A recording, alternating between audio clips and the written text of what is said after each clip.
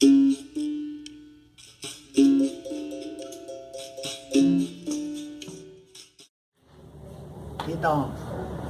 abobrinha, boa tarde, boa noite, bom dia, não sei que horas são aí. Então, você me pediu aí uns dias atrás para eu fazer uma live, um papo sobre a minha relação com o mestre Peixinho.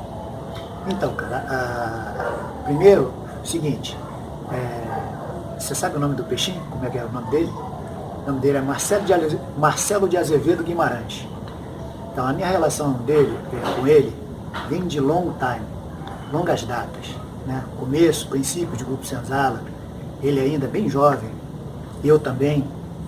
E aí, a gente treinando junto no começo do Grupo Senzala, né? Eu não vou precisar a data, mas nos primórdios do Grupo Senzala, desenvolvendo projetos, desenvolvendo trabalho. E a relação que eu tenho com ele é a seguinte, é uma relação que pouca gente sabe. Chegou um momento, o Peixinho, chegou um momento que ele tinha a casa dele, dos pais dele, e ele tinha uma casa em Santa Teresa que, em determinado momento, ele me chamou, que ele tinha uma namorada, ele estava lá com a namorada, depois ele terminou com a namorada, isso é um papo bem íntimo. Terminou com a namorada dele, ele falou assim, poxa, eu vou alugar a casa. Aí eu falei, poxa, Peixinho, deixa eu dividir com você lá e tal, não sei o quê. E aí ele falou, tá legal. Ele era assim. E aí nós fomos dividir a casa em Santa Teresa. Isso eu estou falando de 76, 1976. Aí começamos a dividir e tal, a casa em Santa Teresa.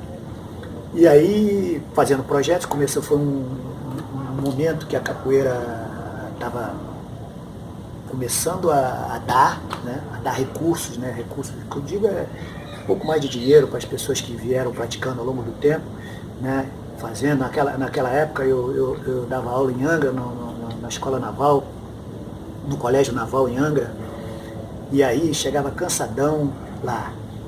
E aí quando chegou em 78, 79, não, em 78 mais ou menos, ele falou que não queria mais alugar, dividir, ele ia deixar.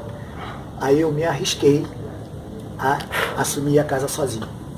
Né? O Lua morava numa casa mais embaixo, o Lua Rastro morava numa casa mais embaixo, a rua era descalçada, mas a casinha era muito legal. Eu posso mandar depois uma foto da casa. Essa foto não está aqui comigo agora, nesse momento.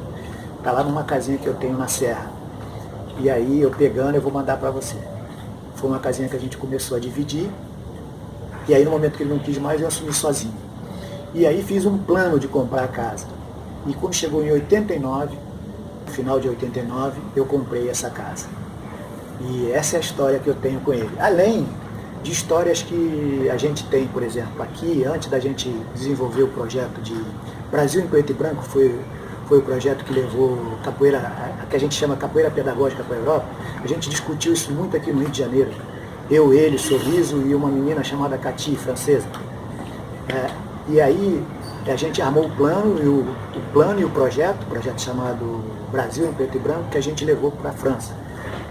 E aí, chegando lá, a gente encontrou a galera de apoio, que era o China, que eu quero fazer uma live com ele, que vocês vão assistir, o China Velho e o Mestre Samara, ligado ao Grupo Senzala. E aí a gente começou a fazer capoeira, desenvolver capoeira.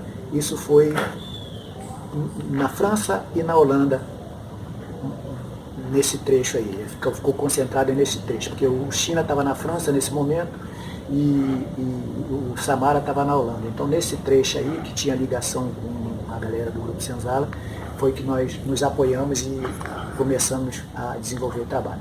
Ficamos um tempo assim, eu penso que eu fiquei uns 6 meses na França desenvolvendo esse trabalho, e o Peixinho, entre indas e vindas, também ficou mais ou menos esse tempo. E a gente desenvolveu muitas coisas que a gente acha que não deu tempo de realizar aqui no Brasil, mas a gente realizou lá. E ali foi um chute que a gente deu na chamada capoeira pedagógica na Europa. E teve um momento que a gente estava, só para fechar, que a gente estava em Avignon, é um festival que tem no sul da França, é um festival de dança, música e teatro, que nós alugamos uma casa e um apartamento. Ele ficou no apartamento e eu fiquei na casa. Eu, Mestre Samara, a gente ficou na casa. E ele, mais uma rapaziada, Tony e outro, ficaram no apartamento. E aí, quando deu a pausa do festival, a Benedicte, uma aluna que a gente tinha lá, emprestou um carro que ela tinha, um Citroën Boca de Sapo. Esse Citroën Boca de Sapo a gente desceu pro sul da França junto, só eu e ele. Falei, pô, estamos estressados com esse negócio de festival, pra lá e pra cá, pô, vamos desaparecer. E a gente desceu pro sul da França, que foi uma viagem chocante, só pegando praia. A gente foi para Ramatuelle, Cannes, Avignon, pegando aquelas praias de Cannes, aquela praia do interior de Cannes também, muito legal. Foi uma área muito boa, Saint-Tropez. Foi uma viagem muito legal. E na volta da viagem, o Citroën fundiu o motor. E aí a gente chegou e falou para Benedicte, pô, seu Citroën, cara, ficou pela estrada porque ele ficou pela estrada porque ele fundiu o motor. Aí ela falou, não, aquilo era para jogar no lixo mesmo e tal. E aí a gente voltou de novo a atacar os trabalhos com a rapaziada nossa. Essa é a relação que eu tenho com ele. Pô, se eu for falar dele, de capoeira do Brasil, capoeira, poxa, eu vou ficar aqui não sei quantas horas fazendo. Quer dizer, agora era um mestre que ele tinha muito gosto, que eu sentia que ele tinha muito gosto em ensinar capoeira e fazer as coisas pertinentes à capoeira. Ele gostava de fazer berimbau, ele gostava de fazer atabaque, ele gostava de fazer esse tipo de coisa, gostava de dar aula. E gostava muito de capoeira. Jogava muito bem, tinha uma capoeira belíssima, entendeu? E ele era um cara assim, muito bom com as pessoas. Eu achei um pouco que no final, assim, da vida dele, ele estava diferente. Talvez a capoeira começou a preocupar ele, já não curtir mais essa coisa.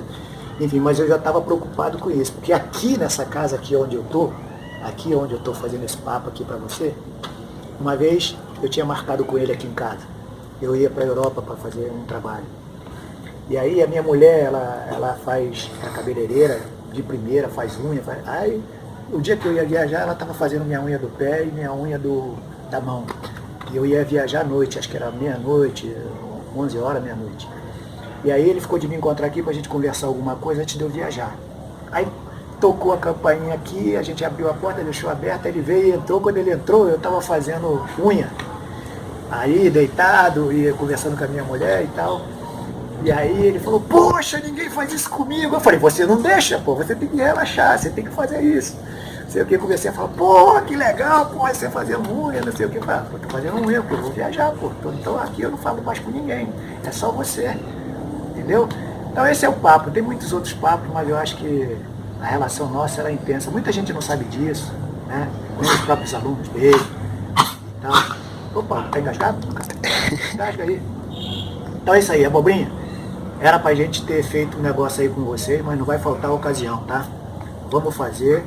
Tô sabendo que você tá empenhada, tá? E a gente vai falando. Vê se ficou bom esse papo que eu tô te mandando. Se não, a gente faz outro. Um beijo, tchau e um abraço aí pra rapaziada aí, tá? Brevemente a gente estoura por aí, fazer um movimento. Axé!